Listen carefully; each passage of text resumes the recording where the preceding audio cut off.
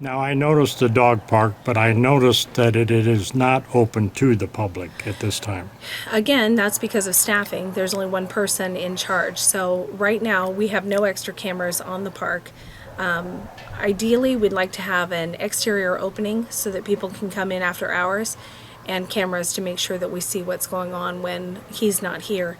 We'd like this to be community use, but we have a little bit more money to raise in order to supply the cameras and to supply the gating itself. I believe the gate, the double gate, is going to run about $1,200. And then the cameras are about $600. So we've got just a little bit more fundraising to do. We'd also love to see some agility equipment be added to this, as well as some more benches, things like that, so people can come up here with their dogs and their families and just really enjoy an off-leash experience. When it does open to the public, dogs have to be fully vaccinated in order to use the facility. We don't want other dogs becoming sick because others aren't properly vaccinated before they come up.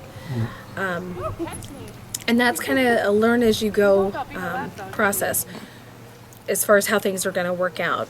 We know that there are some issues with bringing unaltered pets in with other unaltered pets, but we have the large dog space here, and then we have a smaller area off to the side where senior dogs or smaller dogs can be without being trampled. It's really nice. On Saturdays we have some people that actually bring their dogs up, and that really helps socialize our dogs, and we love to see them.